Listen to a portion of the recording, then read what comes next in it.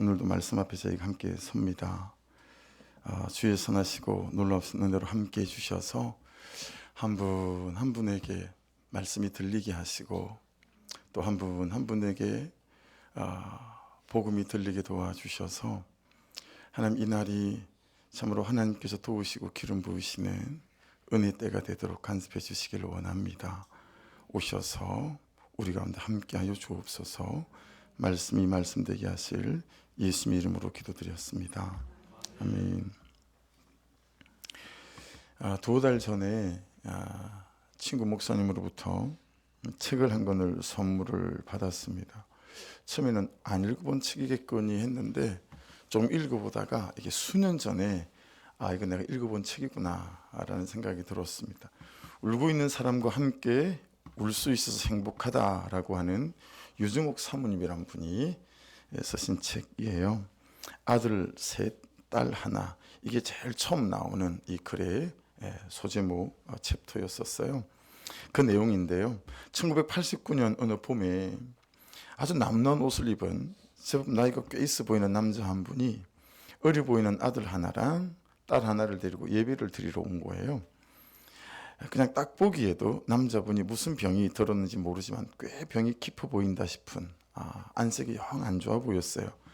근데 그의 7월 31일 날 굉장히 더운 날 오후 3시쯤에 매주일마다 아버지 손을 붙잡고 오던 그 둘 중에서 남자아이, 큰아이가 전화가 온 거예요. 사모님한테.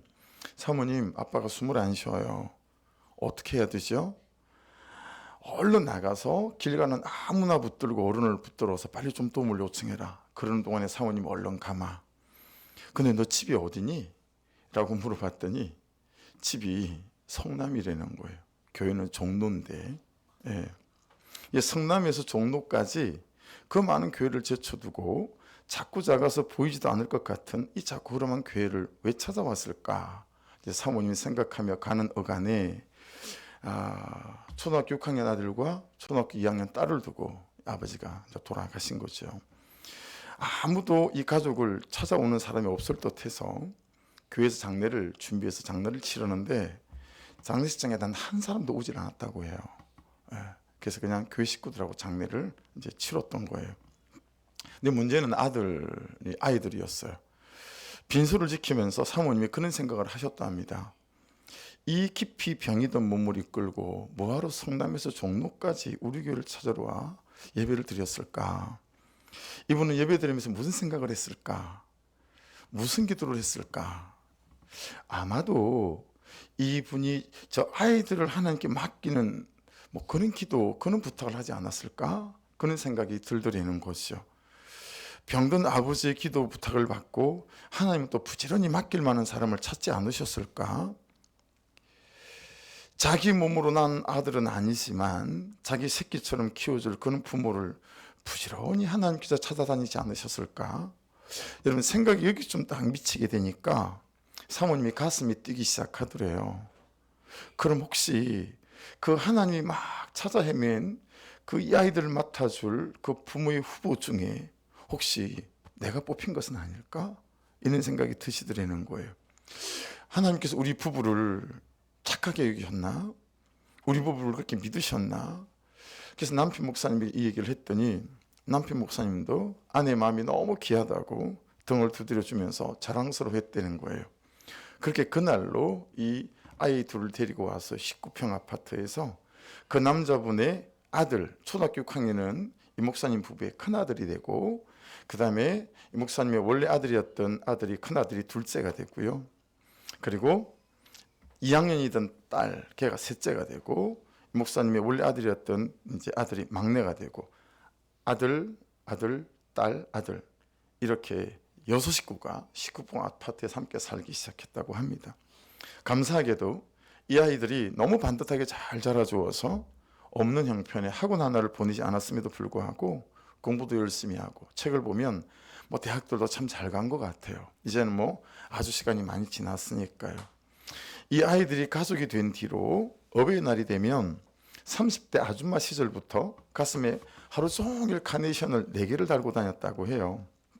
다른 사람들이 야, 젊은 아줌마가 창피하지도 않냐고, 다른 사람은 일부러라도 카네이션을 안 달고 다니는데 무슨 카네이션을 4개씩이나 그것도 하루 종일 달고 다니냐고 막 핀잔을 줬다는 거예요. 근데 이 사모님은 그 카네이션이 그렇게 자랑스러웠다고 합니다. 이 4개나 되는 카네이션을 하루 종일 달고 다녔다는 사모님을 보면서 제가 그렇게 해석이 되어지는 거예요. 하나님께서 이 갈 곳 없는 아이들을 자기에게 맡기는 걸 보면서 정호가 내게는 네가 참 보석이다 그러지 않았을까.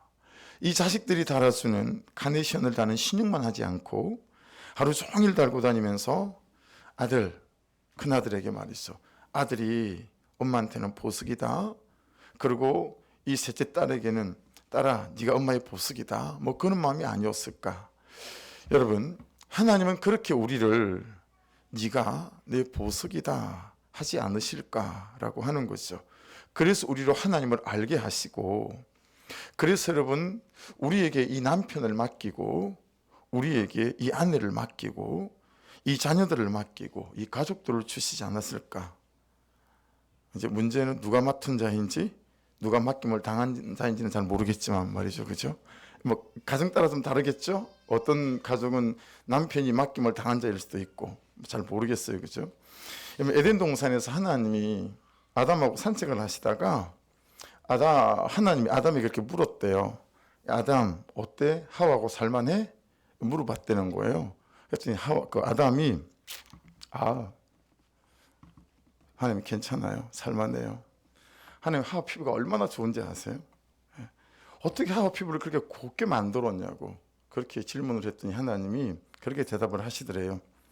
그래야 네가 안 도망가고 같이 살 거 아니냐. 그렇게 대답을 하시더래요. 그리고 아담이 또 하나님 그뿐만이 아니고요. 몸매도 기가 막혀요. 어떻게 하와 몸매를 저렇게 예쁘게 만들어 주셨냐고. 그랬더니 하나님이 그러시더래요. 야, 안 그러면 네가 하와랑 살겠니? 그 말 끝에 이 아담이요. 하나님 다 좋은데요. 하와가 생각이 없어요. 생각이. 아니 하나님 하와를 왜 그렇게 모자라게 만들어 주셨어? 애가 완전 바보라니까요. 그랬더니 하나님이 그러시더래요. 야, 이 아담아, 그래야 너 같은 놈이랑 같이 살 거 아니냐. 그렇게 대답을 하셨다고 해요. 그러니까 하와를 좀 부족하게 만들지 않으면 이 아담하고는 살 수가 없는 거죠. 시원찮아가지고. 남자분들이 다 그만한 아담들이 아닐까. 뭐 이런 생각이 들었습니다. 여러분, 한 2주간 정도 오늘 처음 오시는 분들에게 무슨 말씀을 전해야 하나. 제가 이렇게 사람들 앞에 쑥스러움을 많이 타고 하는 그런 스타일이라서요. 어떤 말씀을 전해야 되나 좀 몸살을 앓았어요. 교회라고는 생전 처음 와보시는 분들도 계실 테고 언젠가 한 번은 교회를 다니셨지만 교회에 이런저런 상처를 받고 그만둔 분들도 계실 테고 친구 중에 가족 중에 회사 동료들 중에 야, 저 사람이 예수 믿는 인간이면 난 예수 안 믿을란다. 그런 분들도 계실 것 같고요. 잘 믿었는데 삶에 닥친 어떤 사건과 사고 때문에 그 아픔이 너무 크고 상실감이 커서 하나님을 놓친 분들도 계시지 않을까. 또 어떤 분들 중에는 자기 죄가 너무 깊은 거죠. 중독이 너무 깊어졌어요. 이런 삶이 도무지 너무 싫어서 이제 좀 끝을 내고 싶은데 새로운 삶을 살고 싶은데 이게 너무 잘 안 되는 거죠. 그래서 그냥 이런 기회를 통해서 정말 하나님께 좀 내 삶을 가져가고 싶다. 이런 분들도 하나님 위에 없겠어요. 어떻게 이런 분들에게 어떤 말씀을 나눠야 될까요? 월요일 날은 거의 별일이 없으면 제가 아내랑 둘이서 같이 보내는 편이에요. 그래서 이제 주일 설교나 주중 설교 준비를 위해서도 아내랑 자주 들리는 카페가 있습니다. 저 프로방스에. 거기에 이제 자주 가서 아내는 아내대로 이제 책 읽고 또 성경 보고 저는 전대로 이제 또 설교 초안을 잡고 이제 그런 일을 하는데 말씀을 보다가 성강처럼 스치는 감동이 이렇게 있었어요. 그래서 제가 처음에는 제 큐티 책에다가 막 적었다가 이게 제 설교 초안 노트거든요. 여기다 이렇게 이제 옮겨 적었어요. 어떤 감동이 왔냐면 하나님이 이제 그렇게 말씀하시는 것 같았어요. 그들이 사실을 들어야 한다라는 거였어요. 그들이 사실을 들어야 한다. 단 한 번일 수 있으니까 사실을 들어야 된다. 그리고 너는 그들에게 그 사실을 전해야 한다. 그런 감동들을 주시는 거예요. 그럼 하나님, 그분들이 무슨 사실을 들어야 될까요? 예, 그렇게 제가 질문했어요. 그때 제게 주신 감동은 사실 중에 사실, 그리고 가장 중요한 사실. 사실 중에 사실을 전해야 되고 가장 중요한 사실을 전해야 된다는 거예요. 원래 우리 교회 주일은 이게 쭉 강의 설교를 해요. 지금 우리가 출국하고 있거든요. 4장 1절부터 해야 되는 날인데 그걸 잠깐 스탑을 하고 주시는 감동대로 하나님 가장 사실 중에 사실이 뭘까요? 가장 중요한 사실은 뭘까요? 그리고는 제 설교 첫 노트에다 막 적었어요. 지저스, 예수, 하나님, 축복일까요? 네 번째 치유일까요? 위로받고 싶은 걸까요? 회복, 승리, 지옥이 있다. 이것도 너무 중요한 사실이니까요. 천국이 있다. 뭐 더할 나위 없고요. 죽고 끝이 아니라 심판이 있다. 이것도 꼭 알아야 될 사실 아니겠어요? 하나님은 살아계신다도 물론이고 하나님의 능력이 있다도 물론이고 이런 것들을 쭉 적어 내려갔어요. 그러다가 어느 한 곳에 탁 멈추게 됐어요. 그래서 네가 꼭 전해야 될 사실이 있는데, 오신 분들이 꼭 들어야 될 사실이 있는데, 그게 뭐냐면 하나님이 너를 사랑한다라는 사실이다. 이게 붙잡혔어요. 예. 여러분, 복도 올려오시면서 하나님의 사랑이 있으니 그 글자가 있잖아요. 그렇죠? 그게 지난주까지, 주중까지 없었어요. 이전에 우리가 상가에 있을 때 그걸 앞에다 달았던 것인데 한 6년 정도 창고에다 이렇게 처박아 뒀던 거예요. 그게 생각이 났어요. 그 글씨부터 달아야 되겠다. 그리고 주중에 막 작업을 한 거예요. 예, 작업을. 하나님의 사랑이 있으니. 하나님, 하나님께서 나를 사랑하시고 또 우리 모두를 사랑하시는 거. 너는 하나님인 내가 오신 한 분 한 분들을 얼마나 사랑하시는지 그걸 전해야 된다. 그것이 이제 오늘 저하고 여러분하고 나누는 이 말씀의 주제가 되어졌습니다. 내가 너를 사랑한다. 이처럼. 하나님이 내가 너를 사랑한다. 이처럼. 그래서 하나님이 내가 너를 많이 기다린다. 이처럼.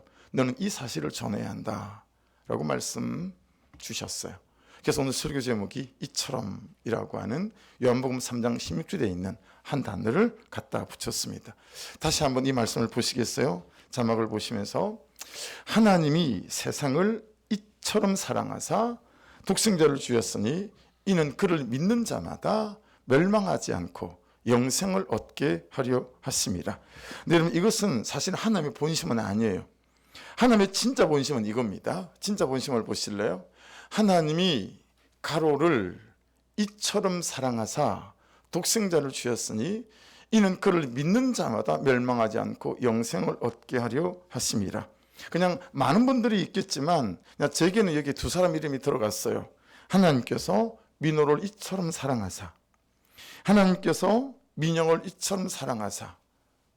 이 예배 가운데 초대하려고 제가 많이 기도하고 다녔던 분들이세요. 하나님께서 민호를 이처럼 사랑하신다는 거예요. 하나님께서 민영을 이처럼 사랑하신다는 거예요. 여러분, 저 가로 안에는 여러분 한 분 한 분들의 모든 존재와 모든 삶이 다 들어가 있어요. 하나님이 이처럼 사랑하신다는 거예요. 도대체 하나님께서 나를 이처럼 사랑하신다는데, 이처럼이라는 단어가 아직 뭔지는 모르겠어요. 그렇지만 이처럼 사랑하시는 이유는 나와 있죠. 제일 밑에 보세요. 이처럼 사랑하시는 이유가 뭐예요? 멸망하는 걸 원하지 않고 영생을 얻게 하는 걸 원하신다는 거예요. 할렐루야. 여러분, 첫째는 여러분들이 멸망하지 않게 하기 위함이다라고 말씀하고 있습니다. 이 멸망이라는 단어 안에는 사람이라면 꼼짝 못하는 육체적인 죽음도 있어요. 하지만 그것은 되게 단편적인 거예요. 마음의 상실일 수도 있고 또 감정의 죽음일 수도 있고 또 이런저런 이 땅에서 삶 가운데 우리가 겪어야 하는 수많은 절망과 낙심, 이런 것일 수도 있습니다. 간 이식을 받은 한 40대 후반의 그런 아주머니가 병원을 다시 찾아왔어요. 이게 이제 재발한 거예요. 이전에 간 이식 수술을 담당했던 의사가 묻는 거예요. 몸 컨디션은 어떠세요? 괜찮아요. 아주 그냥 대충 그냥 대답하는 거예요. 근데 의사가 보기에는 또 여러 가지 데이터가 나온 것도 보니까 몸 상태도 아니고 간 상태도 너무 좋지 않은 거죠. 해서 약은 잘 챙겨 드세요? 라고 물어보니까 이 아주머니가 모든 것을 내려놓은 듯이 약을 안 먹는 건 물론이고요. 입원 자체를 안 하겠다라는 거예요. 그러고 한다는 말이 선생님 저 그냥 죽을래요. 그러는 거예요. 이유가 뭐냐면 간을 이식해준 남편이 바람이 난 거예요. 근데 알고 봤더니 이 부인이 간암이 걸리기 전부터 바람이 나서 딴 삶을 차리고 있었던 거예요. 그래서 이 부인이 어떻게 생각을 하는 거냐면 남편이 딴 여자를 만나니까 그게 너무 미안해가지고 딴 여자 만나는 그 죄 때문에 그 시간 동안 자기 부인이 딱 암 걸린 것 같으니까 그게 미안해서 남편이 자기 마음 편하자고 남편이 자기에게 간을 떼어준 거라고 생각을 하는 거예요. 여러분 이 얼마나 절망이고 또 그렇죠? 이 얼마나 멸망입니까, 그렇죠? 정말 자기가 너무 이제 없이 보이는 거죠. 이 남편에 대한 마음의 절망일 뿐만 아니라 그냥 자기가 그는 사랑을 구걸해서 그런 처지에 있는 자기 자신이 너무 절망스럽다라고 하는 거죠. 그래서 입원 안 하겠다 그러는 사람을 어떻게 해서 입원은 했는데 약을 먹질 않는 거예요. 어떤 처방도 거절하는 거예요. 죽을 날만 그냥 앉아서 기다리는 거예요.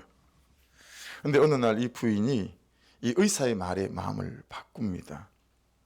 한밤중에 사람들이 좀 다 잘만한 시간에 이 담당 의사가 찾아와서 그 아주머니 앞에 털썩 앉더니 자기 부인도 바람이 났다고. 의사 선생님이 아이를 출산하고 아이가 겨우 엄마라고 말을 할 때쯤에 영국에서 너무 공부를 하고 싶다고 그래서 아내 유학 보내고 유학 뒷바라지도 하고 의사도 하고 자기 애도 자기가 키우면서 막 그렇게 살았는데 이 아내가 자기 아내의 친구의 남편하고 바람이 난 거예요. 그런데도 제가 이렇게 잘 살아가고 있다고. 남편 냅두고 아주머니를 일단 살고 봐야 되지 않겠어요? 나도 이렇게 살아가는데요. 이런 겉면 속에 그냥 처방을 받기 시작하는 거예요. 이처럼이라는 제목, 이 제목 말고요. 마지막까지 오늘 제목으로 설교 제목으로 너무 쓰고 싶은 드라마 대사가 하나 있었습니다. 드라마 내용은 제가 보질 않았기 때문에 잘 모르지만 요즘 58초짜리 쇼컷이 많이 쏜 영상이 돌아다니잖아요. 이제 그것만 봤어요. 근데 그 짧은 건데도 대충 분위기가 짐작이 되어졌어요. 보기에도 너무 좀 안쓰러워 보이는 한 남자가 다방 레지를 하든 그런 자매를 사랑해서 함께 살아가는데 아내를 너무 사랑하니까 이 남자가요 항상 자기가 부족해 보이는 거예요. 어느 날 밥상을 마주하고 이렇게 앉았는데 남자가 당신은 나한테 너무 가분한 사람 같다고, 나는 정말 쓸모가 없는 사람 같다고.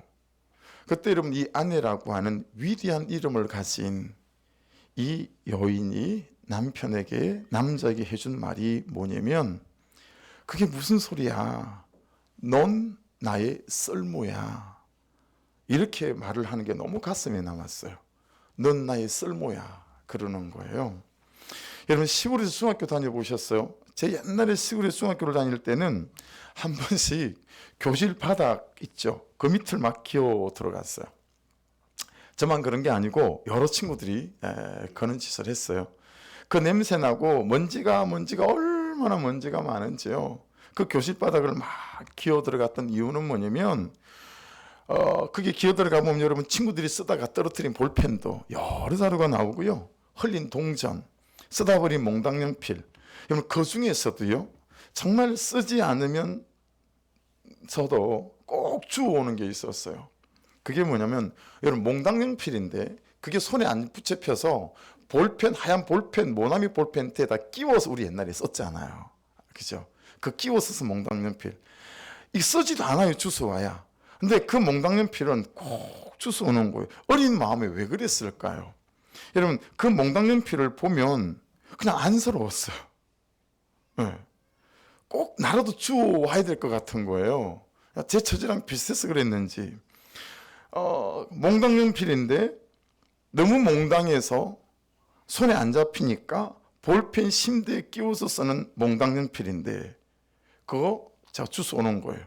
그러면서 야, 넌 아직 쓸모가 있어, 라고 말하는 것처럼 여러분, 만일에 그 몽당연필 안에 인격이 있었다, 그가 존재라고 한다면 그렇지 않았을까요?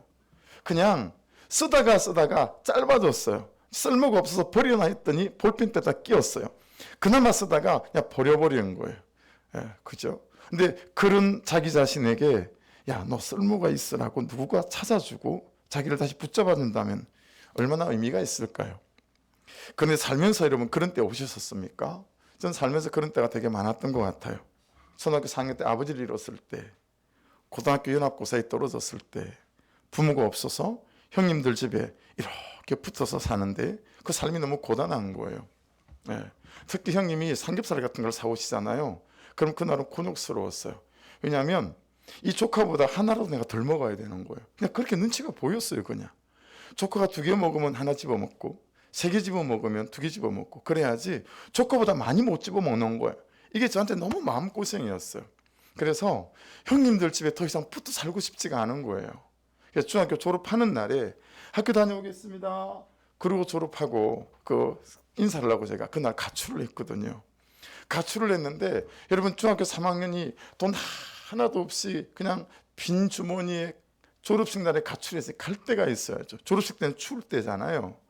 밤 되니까 어두워지고 추워지지 갈 데가 없는 거예요. 야, 그때 여러분 진짜 쓸모없는 몽당잎을 같은 내 신세, 정말 그랬던 것 같아요. 여러분 18살 나이에 직업훈련소를 나와가지고 이제 서울의 사당동에 취직을 했는데요. 그때 남태릉곡에 있는 사당동 고급주택가에 하자가 생겼어요. 그 길을 이제 하자 보수하러 간 거예요.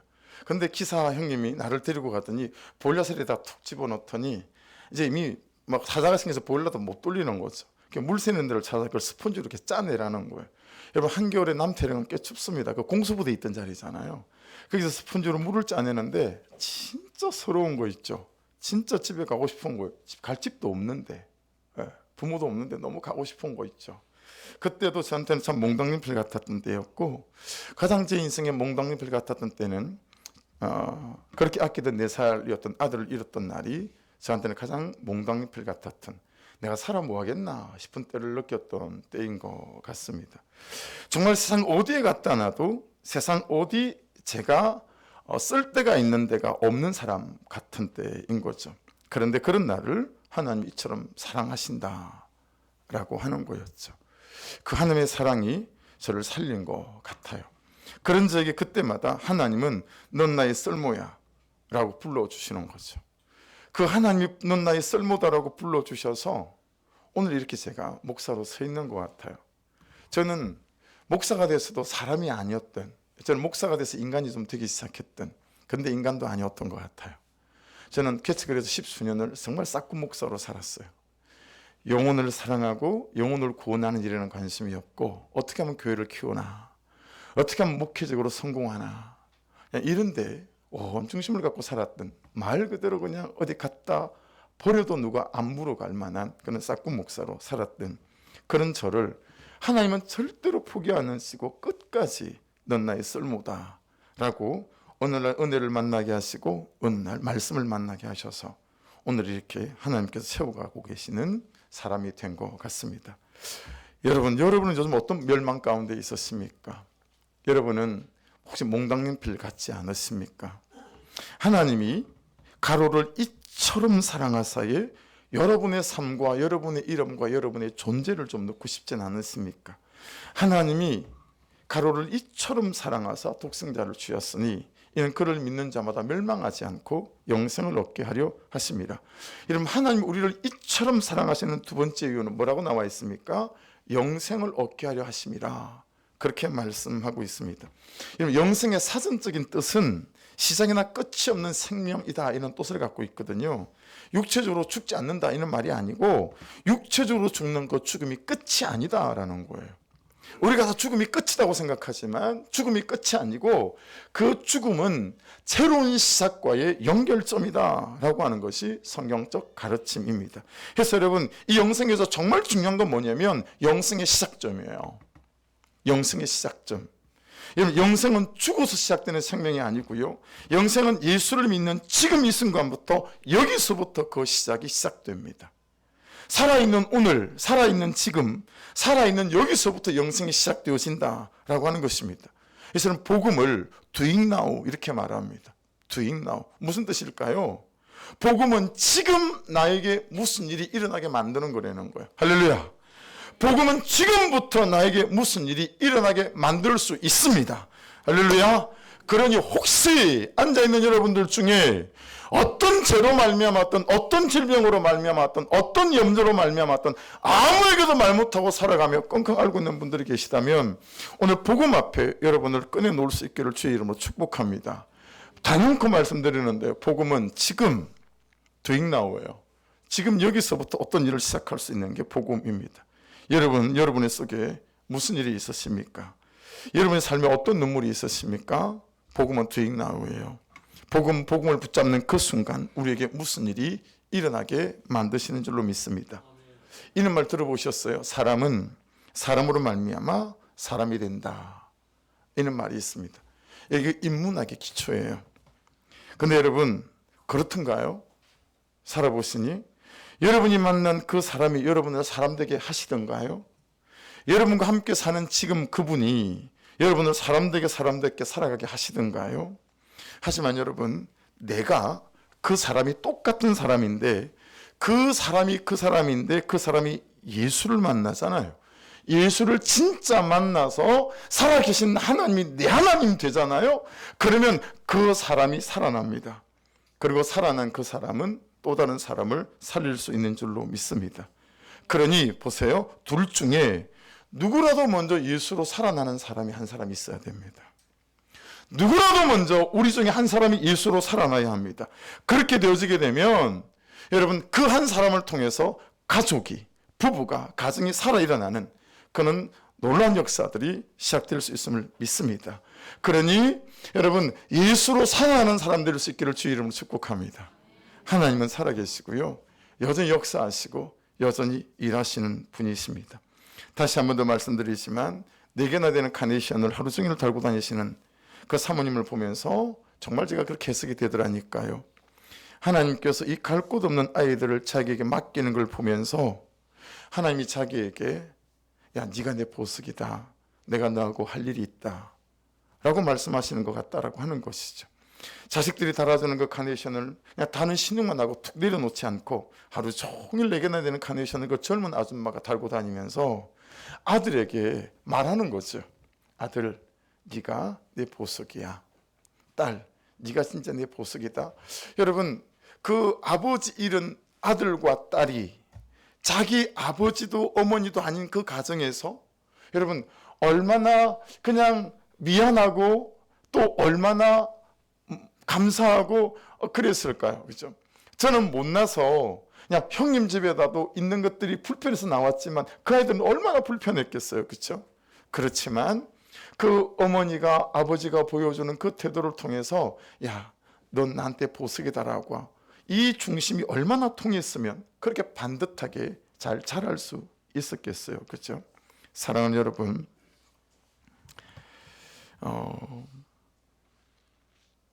하나님께서 우리에게 남편을 맡기시고 아내를 맡기시고 가족들을 맡기셨습니다. 또 우리 자녀들을 맡기셨습니다. 그렇죠? 그것은 여러분 하나님께서 우리를 통해 하실 일이 있다고 믿습니다. 그런데 우리 중에 다 죽어 있는 거예요. 그를 받아낼 수 있고 그를 함께 해줄 수 있을 만한 하나님으로부터 공급되어지는 은혜들이 우리 가운데 없는 거죠.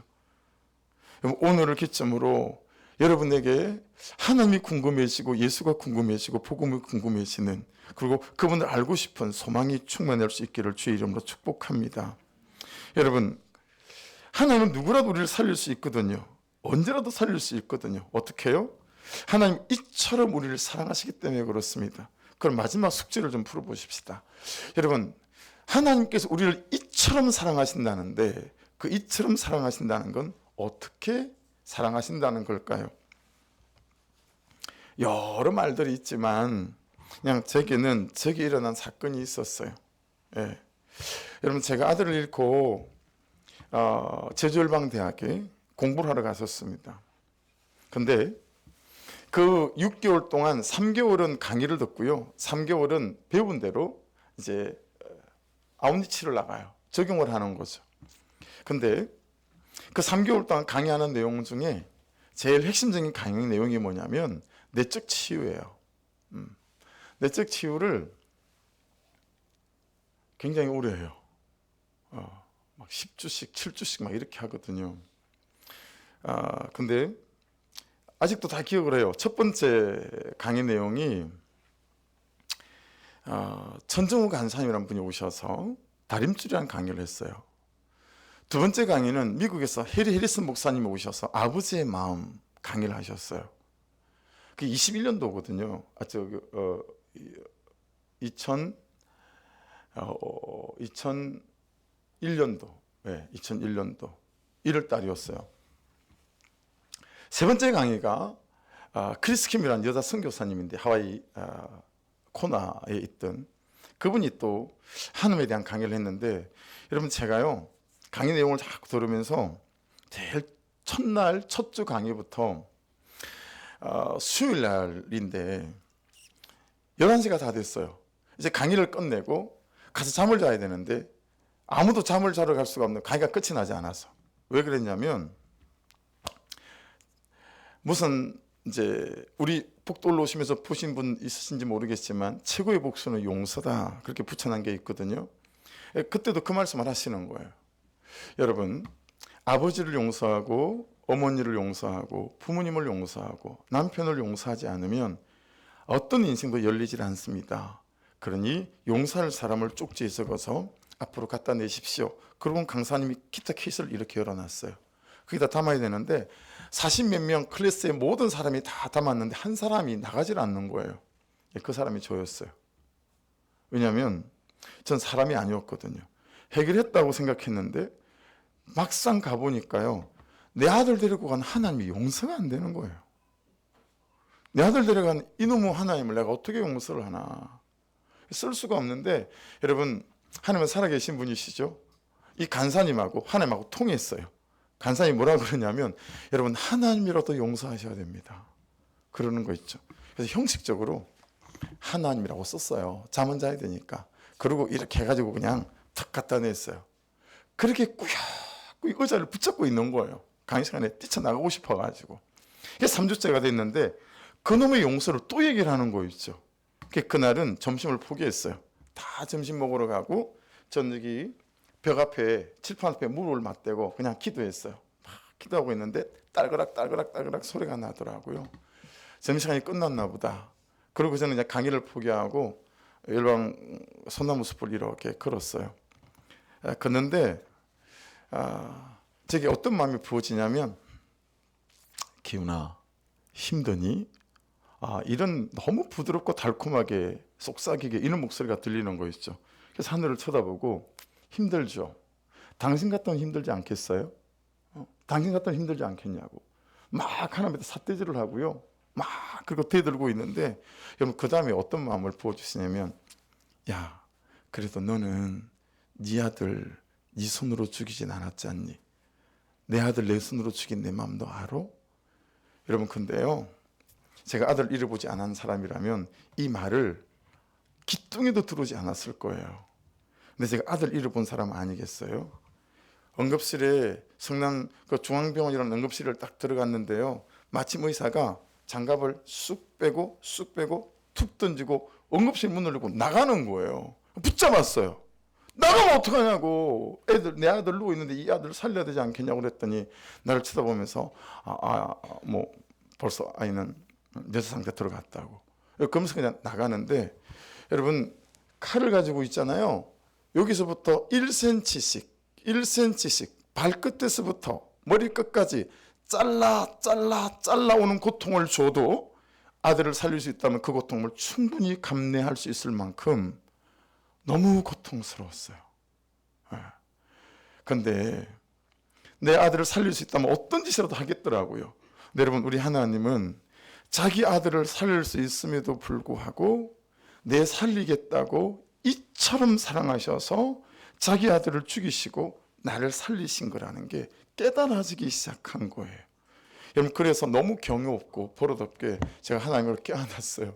혼자 그 소나무 숲속에서 펑펑 울면서 하나님 등을 오르만지면서 우리 하나님 불쌍해서 어떡해, 우리 하나님 불쌍해서 어떡해. 여러분, 자기 아들을 자기 아들로 죽인 이 세상에서 가장 불쌍한 아버지는 그래서 하나님이에요. 그래서 저는 하나님을 불쌍한 하나님이라고 많이 부르고 기도합니다. 여러분 살리고 저 살리자고 자기 아들을 죽이기까지 나를 살린 게 이처럼이에요. 내가 이처럼 너를 사랑한다라고 하는 것은 내가 내 아들을 죽이기까지, 그래서 너를 살리고까지 내가 사랑한다. 그것이 여러분 이처럼이 가지고 있는 단어의 의미예요. 여러분, 말씀을 마칩니다. 사랑하는 여러분, 그날로 제가 하나님께 약속했죠. 하나님, 이날 이후로 이 일로 내가 하나님의 마음을 아프게 하지 않겠습니다. 그리고 그 사건이 제 인생을 바꾼 놀라운 터닝포인트가 되어줬던 것 같아요. 하나님은 이처럼 여러분을 사랑하고 여러분을 아끼십니다. 그들이 사실을 들어야 한다. 그래서 처음에는 지옥이 있다는 걸 말해야 되는 거죠. 그래야 지옥이 없는 것처럼 살아가는 그 사람들이 깨달을 테니까요. 아니, 그럼 천국이 있다는 걸 말해야 되나요? 심판이 있다는 걸 말해야 되나요? 그렇게 그 들어야 될 사실들을 쭉 써가는 저에게 하나님은 사실 중에 사실, 가장 중요한 사실은 그들을 내가 사랑한다는 것이다 라고 말씀해 주셨습니다. 사랑하는 여러분, 하나님은 여러분을 사랑하십니다. 내 아들을 죽이기까지 하나님은 여러분을 사랑하시고 여러분들을 구원하기 원하시는 줄로 믿습니다. 내가 너를 사랑한다 이처럼, 하나님이 내가 너를 사랑한다 이처럼, 그래서 하나님이 내가 너를 많이 기다린다 이처럼 이라고 말씀하시는 이 하나님의 부르심 앞에 여러분, 예수 그리스도를 나의 구주로 고백하는 그런 은혜가 있기를, 이 예배 생활이 시작될 수 있기를 주의 이름으로 축복합니다. 우리 같이 찬양하고 기도하겠습니다.